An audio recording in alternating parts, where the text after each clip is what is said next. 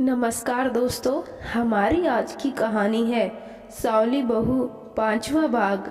सलोनी भी सबके साथ मिलकर सेवा भाव से प्रसाद बांटने में लग गई। इधर शहर के बहुत ही बड़े बिजनेसमैन देव आहूजा और उनकी पत्नी देविका आहूजा वही किसी काम से दूसरे शहर जा रहे थे और रास्ते में वही मंदिर पड़ा जहां सलोनी सभी को प्रसाद बांट रही थी। देव आहूजा और उनकी पत्नी देविका आहूजा बहुत ही अच्छे और धार्मिक लोग थे। भगवान के मंदिर देखकर देव आहूजा की पत्नी ने उनसे जिद की, हम लोग भी भगवान के दर्शन के लिए चलते हैं। जिद करने के बाद देव आहूजा भी भगवान के दर्शन के लिए मान गए। दोनों गाड़ी से उतरकर भगवान के दर्शन के लिए आए।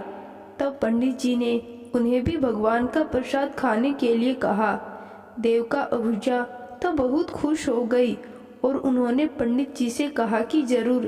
तब पंडित जी ने सलोनी को आवाज़ लगाकर बुलाया और कहा कि बेटा, इनको भी भगवान को प्रसाद खिलाओ। सलोनी ने बड़े ही सादगी से दोनों लोगों को पैर और हाथ धुलवाने के लिए पानी दिया। देविका आहूजा ने बहुत ही भारी साड़ी पहनी हुई थी जिससे उनसे झुकने में दिक्कत हो रही थी और तभी सलोनी ने यह देखकर देविका आहूजा के पैरों को खुद ही धुलने लग गई। ये देखकर देविका आहूजा ने सलोनी को मना किया, पर सलोनी भी कहाँ किसी की मदद करने से पीछे रहने वाली थी। उसने भी कहा कि क्यों नहीं, मैं आपके पैर धुल सकती हूँ, आखिर आप भी तो मेरी माँ की उम्र की हैं। तो जब मैं अपनी माँ के पैर को धुल सकती हूँ तो आपके पैरों को भी धुल सकती हूँ। सलोनी का ये गुण देख देविका और उनके पति देव को बहुत ही ज़्यादा प्रभावित कर दिया। फिर सलोनी ने कहा कि आप लोग यहाँ रुकिए, ये जगह बहुत गंदी है, पहले मैं साफ कर देती हूँ, फिर आप लोग इसमें बैठकर आराम से प्रसाद ग्रहण करिएगा। सलोनी ने सारे जूठे पत्तल खुद हाथ से उठाकर फेंके और वहाँ पर बिना मन को मैले किए झाड़ू पोछा किया और फिर देविका आहूजा और देव आहूजा को बैठने के लिए कहा। फिर दोनों को बड़े ही प्यार से प्रसाद खाने के लिए दिया और फिर दूसरों की मदद में लग गई। अब देविका आहूजा और देव आहूजा का पूरा ध्यान प्रसाद से हटकर सलोनी पर चला गया। वो जब तक वहाँ पर बैठे रहे थे वो बस सलोनी को ही देखे जा रहे थे। ऐसा लग रहा था उन दोनों को देखकर कि वो सलोनी के गुणों से मोहित हो चुके हो। फिर वहाँ से प्रसाद लेने के बाद वो दोनों ही सलोनी के पास गए और अपनी खुशी से देविका जी ने सलोनी को कुछ पैसे देने की कोशिश की, पर सलोनी ने इन पैसे को लेने से ना कर दिया। उसने कहा कि लोगों की सेवा करना तो पुण्य का काम है, फिर इसकी कीमत कैसे चुकाई जा सकती है। देविका ने कहा कि अच्छा, तुमने मुझे माँ कहा है ना, तो अपनी माँ समझकर ही रख लो। उसमें भी सलोनी ने कहा कि अगर आप मुझे अपनी माँ मानती ही हैं तो अपना आशीर्वाद दीजिए, धन नहीं। और फिर सलोनी ने झुककर दोनों से ही आशीर्वाद लिया और अपने घर की तरफ चली गई और दोनों देविका देव उसे जाता हुआ देखते रहे। इधर देव आहूजा और देविका आहूजा दूसरे शहर पहुंच गए और वहां उन्होंने अपना काम भी निपटा लिया। बहुत रात हो जाने की वजह से दोनों आज की रात वहीं रुक गए। दोनों एक ही बिस्तर पर लेटे थे पर एकदम से खामोश थे। शायद दोनों ही अभी तक सलोनी के गुणों में फंसे हुए थे और दोनों ने एक साथ ही कहा कि वो लड़की कितनी अच्छी थी। और फिर देविका ने कहा कि आप भी उसी लड़की के बारे में सोच रही हैं जिसके बारे में मैं। देव आहूजा ने कहा कि देविका, वो लड़की ही इतनी गुणी थी कि उसके जाने के बाद भी उसके गुणों ने हमारा पीछा नहीं छोड़ा। कितने भाग्यशाली होंगे इसके परिवार वाले जिनके घर ऐसी बेटी पैदा हुई। फिर थोड़ी देर तक दोनों ही खामोश रहे और एकदम से दोनों एक दूसरे की तरफ देखा और देव आहूजा ने एक झटके में ही देविका कही, तुम भी तो वो ही नहीं सोच रही हो जो कि मैं। देविका ने मुस्कुराकर जवाब हाँ में दिया। फिर दोनों ही बहुत खुश हो गए। फिर देविका ने कहा कि हमने तो उस लड़की का नाम पता तो कुछ पूछा ही नहीं, फिर हम उस तक पहुँचेंगे कैसे। देव ने कहा कि कह तो तुम ठीक ही रही हो देविका, पर तुम्हें याद है उस पंडित ने कुछ तो नाम लिया था उस लड़की का, मुझे याद नहीं आ रहा है, क्या तुम्हें याद है। देविका ने कहा कि मैंने भी ज़्यादा ध्यान से नहीं सुना था, इसलिए मुझे भी याद नहीं है। देव ने कहा कोई बात नहीं, कल हम वापस से अपने घर जा रहे हैं, ना तो रास्ते में फिर वही मंदिर पड़ेगा, तो हम पंडित से जाकर उस लड़की के नाम और पता के बारे में पूछ लेंगे, क्यों ठीक है ना मेरी जान। देविका ने भी शर्माते हुए हाँ में सिर हिला दिया। अगली सुबह दोनों जल्दी ही उठकर अपने घर के लिए निकल गए। थोड़ी दूर जाने के बाद उन्हें रास्ते में वो मंदिर मिला जहाँ उन्होंने कल प्रसाद लिया था। दोनों मंदिर के अंदर गए और भगवान से प्रार्थना करने के बाद पंडित जी से प्रसाद ग्रहण किया। साथ ही कल सलोनी के बारे में पूछा, जिस पर पंडित ने उन्हें सलोनी का नाम और पता दोनों ही बताया। पर ऐसे अचानक से कोई बाहर के लोग अपने घर गांव की लड़की के बारे में पूछे तो थोड़ा शक तो होता ही है, और यही शक पंडित जी को हुआ। उन्होंने देव आहूजा की पत्नी से पूछ लिया कि आप दोनों सलोनी बिटिया के बारे में इतनी जानकारी क्यों ले रही हैं, आपको उनसे कुछ काम है क्या। तब देव आहूजा और देविका आहूजा ने उन्हें सच बताया कि जिस कारण से वो दोनों सलोनी को ढूंढ रहे थे। ये सुनने के बाद पंडित जी तो बहुत खुश हो गए और भगवान के सामने हाथ जोड़कर भगवान को धन्यवाद करने लगे। उन्होंने देव आहूजा और देविका आहूजा से कहा कि आखिर सलोनी को उसके अच्छे कर्मों का फल अब मिलने ही वाला है। बेचारी लड़की बहुत कुछ झेला है, लेकिन अब उसकी जिंदगी भी बदलने वाली है। फिर देव और देविका आहूजा ने पंडित से आशीर्वाद लिया और सलोनी के मोहल्ले पहुँचे, जहाँ का माहौल उनके घर और सोसाइटी से बहुत अलग था। देव आहूजा बहुत ही बड़े बिजनेसमैन थे, तो उनका बंगला था, और सलोनी ठहरी गरीब परिवार की लड़की जो मध्यम वर्गीय परिवार लोगों के मोहल्ले में रहती थी, जहाँ पर एक कार के मोहल्ले में आ जाने से छोटे छोटे बच्चों की भीड़ जमा हो जाती थी उसे देखने के लिए। पर देव और देविका आहूजा जितने अमीर थे वो दिल से भी उतने ही अमीर थे। वो सबसे पूछते पूछते आखिर सलोनी के घर तक पहुँच ही गए। पूरा मोहल्ला ही हैरान हो गया था कि आखिरकार सलोनी से इतने रईस लोग क्यों मिलने आए हैं भला। सब उनकी गाड़ी के पीछे पीछे सलोनी के दरवाजे के पीछे कान लगाकर खड़े हो गए कि आखिर बात क्या है। इधर सलोनी अपने पिता की तबीयत अचानक से थोड़ा खराब हो जाने की वजह से घर पर ही उनकी देखभाल कर रही थी, और रेणुका अपनी पूजा पाठ में मगन थी। तभी सलोनी के घर के दरवाजे में खटखट की आवाज़ हुई। रेणुका वही आंगन में बैठकर पूजा कर रही थी, तो वो ही दरवाजे पर देखने चली गई, जहाँ पर उसे बहुत ही रईस लोग दिखे, देव और देविका आहूजा। उन्हें देखकर रेणुका ने कहा कि जी कहिए, आप लोग कौन। देविका आहूजा ने कहा कि क्या सलोनी यही रहती है। रेणुका सलोनी का नाम सुनकर परेशान हो गई कि आखिर इतने पैसों से अमीर दिखने वाले लोग भला सलोनी को क्यों पूछ रहे हैं, यह सलोनी से क्या काम है। फिर रेणुका को लगा कि शायद सलोनी जिस स्कूल में बच्चों को पढ़ाती है तो किसी बच्चे के पेरेंट्स होंगे, और फिर रेणुका ने बड़े ही प्यार से उन्हें अंदर बुलाया और बैठने के लिए कहा और कहा कि मैं अभी सलोनी को बुलाकर लाती हूँ। देव और देविका आहूजा ने सलोनी का पूरा घर देखा, जिसमें एक बड़ा सा आंगन था। उसमें एक तुलसी का छोटा सा पौधा था जिस पर रेणुका रोज दिया बाती करती थी। फिर एक दिशा में छोटा सा किचन था जिसमें सिर्फ 2 ही लोग बैठकर खाना बना सकते हैं। फिर दूसरी दिशा में 2 से 3 कमरे थे जो सलोनी और उसके माँ पापा का कमरा था। फिर तीसरी दिशा में भगवान का मंदिर जहाँ रोज सुबह शाम सिर्फ प्रभु के ही गुण गाए जाते थे।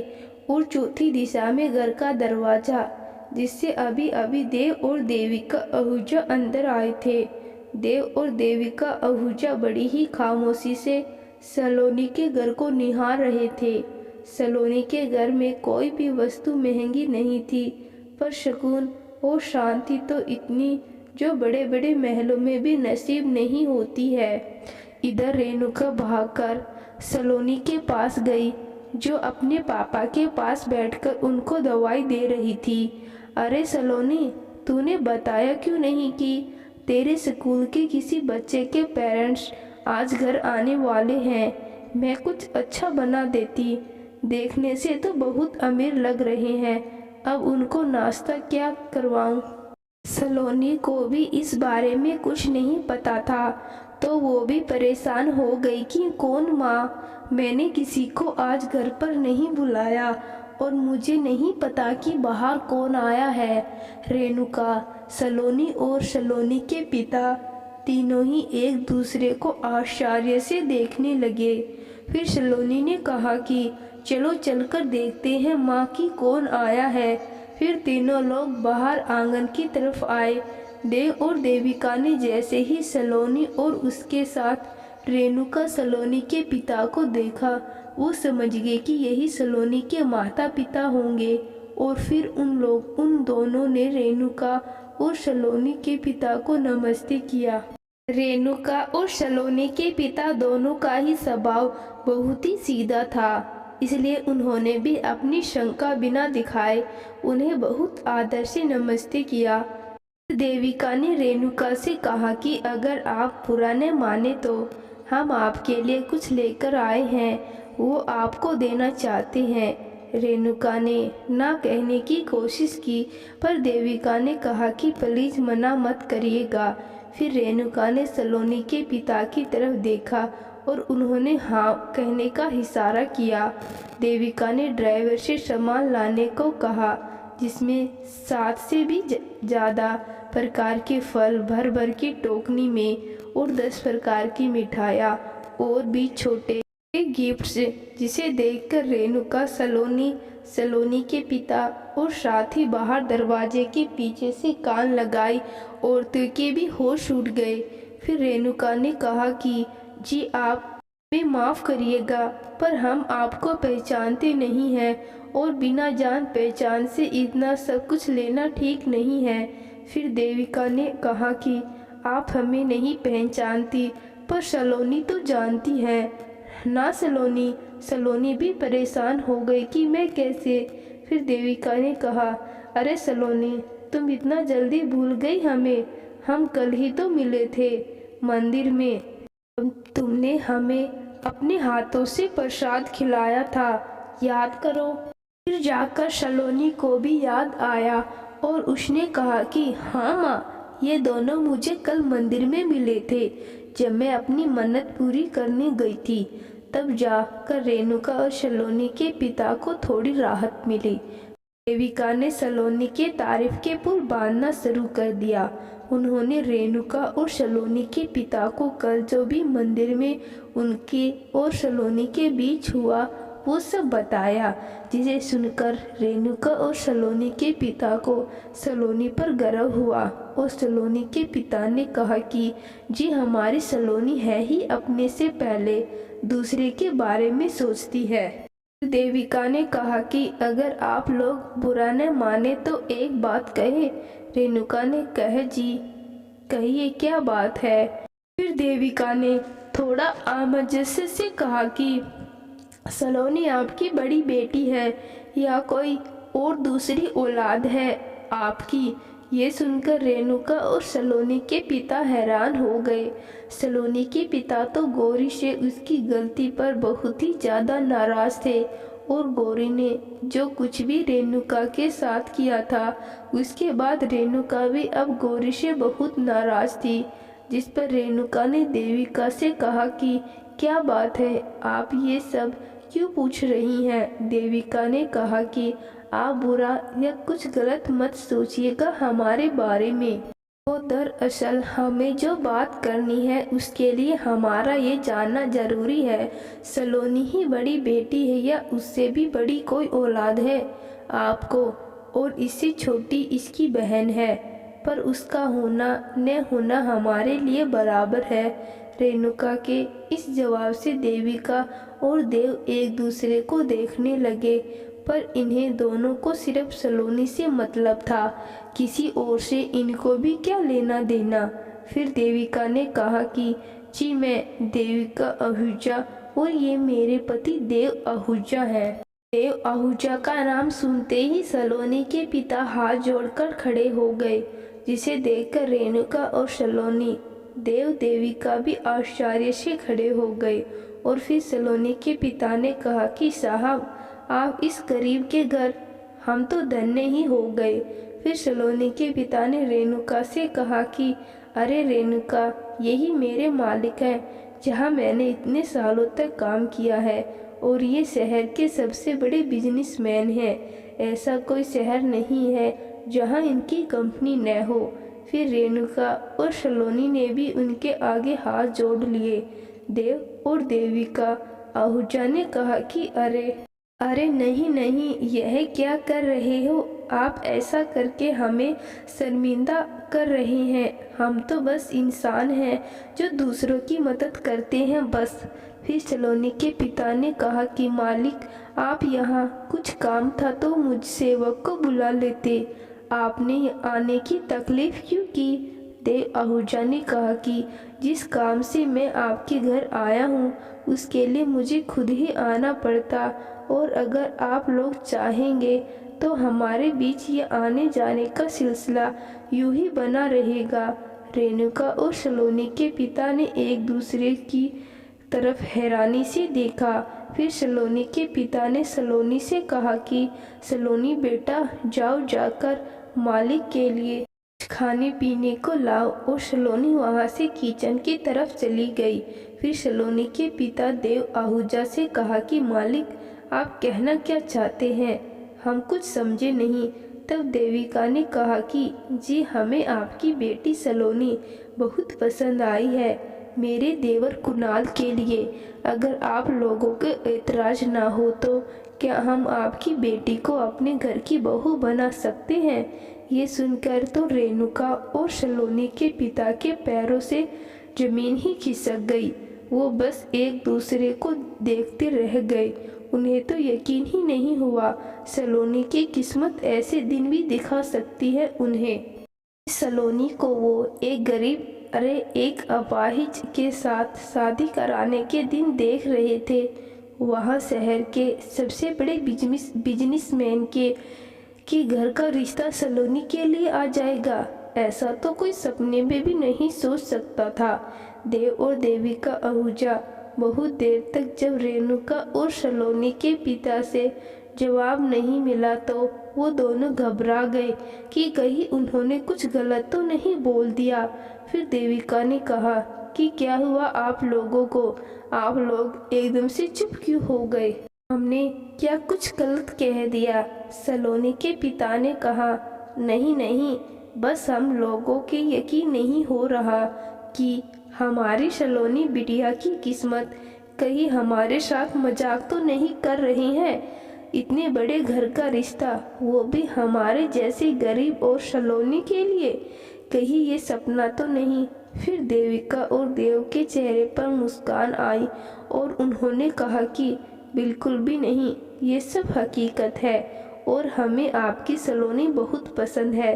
और बात रही अमीर या गरीब होने की, इंसान दिल से बड़ा होना चाहिए। पैसे तो आते जाते रहते हैं, देविका ने कहा कि आप लोगों को क्या ये रिश्ता मंजूर है? सलोनी को तो इस रिश्ते से कोई दिक्कत नहीं है। रेणुका और सलोनी के पिता एक दूसरे को थोड़ी देर देखने लगे, क्योंकि पिछले रिश्ते में एक भाभी ने अपने अफाइज देवर की शादी सलोनी से करनी चाहिए थी, क्योंकि सलोनी का रंग सांवला था। इसलिए इस बार रेणुका और सलोनी के पिता कोई गलती नहीं करना चाहते थे, पर देव आहूजा इतने बड़े बिजनेसमैन थे तो उनसे कुछ कहने की हिम्मत भी सलोनी के पिता नहीं जुटा पा रहे थे। देव आहूजा समझ गया था कोई बात है जो सलोनी के पिता कहना चाहते हैं पर खुलकर कह नहीं पा रहे हैं। तब देव आहूजा सलोनी के पिता के बगल में आकर बैठ गया और कहा कि लीजिए, अब हम आपकी बराबरी के हो गए हैं, तो कहिए तो वो बात है जो आप कहने में झिझक रहे हैं। देव आहूजा के ऐसा करने और कहने से सलोनी के पिता की झिझक खत्म हुई। फिर उन्होंने कहा कि आप हमें गलत मत समझिएगा और नहीं ये सोचिएगा कि हम आप लोगों पर शक कर रहे हैं। हमारी औकात तो आपसे सवाल करने की भी नहीं, फिर शक करना तो बहुत दूर की बात है। पर बात मेरी बेटी की है, बस इसलिए एक बाप होने के नाते कुछ कहना चाहता हूँ। देव आहूजा ने कहा कि जरूर कहिए, बिना किसी झिझक के। सलोनी के पिता ने कहा कि आपके देवर को एक बार हम देखना चाहते हैं। देविका और देव ने कहा कि जरूर, हम अगली बार उसे अपने साथ लेकर आएंगे, और आप कहे तो अभी हमारे फ़ोन में उसकी फ़ोटो भी है, आप चाहे तो हम अभी दिखा सकते हैं। फिर रेणुका और सलोनी के पिता एक दूसरे की तरफ देखा। तभी देव आहूजा ने कहा कि पूछना क्या हुआ, मैं दिखा ही देता हूँ। और फिर देव आहूजा ने अपने छोटे भाई की फ़ोटो रेणुका और सलोनी के पिता को दिखाई। कुणाल की फ़ोटो देखकर रेणुका और सलोनी के पिता के होश उड़ गए। कुणाल इतना गोरा, लंबा, सुंदर, स्मार्ट था कि वो किचन के दरवाजे के पीछे खड़े सलोनी को देखने लगे। सलोनी भी डर गई कि कहीं इस बार भी मेरी किस्मत ने मेरे साथ मजाक तो नहीं कर दिया, वरना माँ पापा मुझे ऐसे क्यों देखते। फिर सलोनी के पिता ने देव आहूजा का फ़ोन अपने हाथ से नीचे टेबल पर रख दिया। देव और देविका भी सोच में पड़ गए कि क्या हुआ